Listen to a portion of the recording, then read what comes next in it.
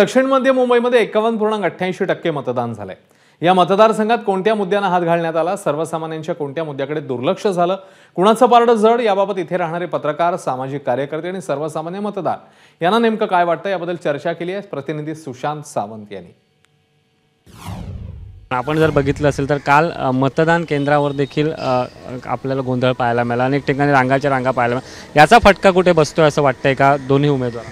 याचा फटका तर बसणार आणि खरं तर त्यातल्या त्यात मतदारांची पण काही चूक असते। त्यामध्ये आपण म्हणू शकतो सकाळी 9 वाजल्यापासून 5 पर्यंतचा वेळ असतो, 5 ते 6 वाजेपर्यंतचा। काही मतदार असे असतात की सुट्टीचा वेळ आहे, आपण आरामात मतदानाला जायचं, त्यानंतर त्या ठिकाणी रांगा बसतात, त्यामुळे रांगेंचा घोळ त्या ठिकाणी आपल्याला पाहायला मिळतो।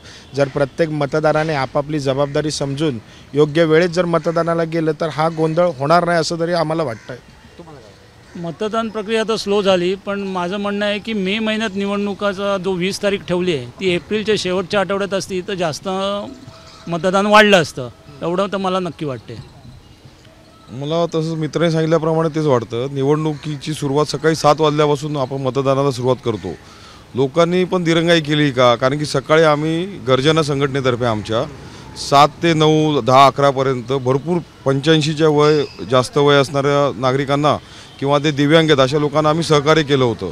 अक्षरशः ते 5 ते 10 मिनिटात परत आले मतदान करून।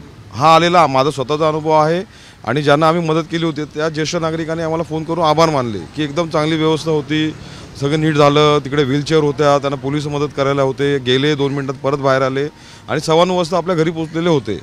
आता ही मिसमॅनेजमेंट का झाली कळत नाही। दुपारनंतर ह्या बातम्या यायला सुरुवात झाली की रांगा लागलेल्या आहेत, व्यवस्था नाही आहे। खरं दुपारची उन्हाळ्याचे दिवस आहेत, पाण्याची व्यवस्था असली पाहिजे होती। हे सगळं मिसमॅनेजमेंट चौकशी झाली पाहिजे नक्की आणि असं होऊ नये खरं म्हणजे। आणि मतदारांनी सुद्धा विचार करावा की लवकर करून सकाळी लवकर आटपून आपण दिवसभर रिलॅक्स बसता येतं। एबीपी माझा, उघडा डोळे बघा नीट।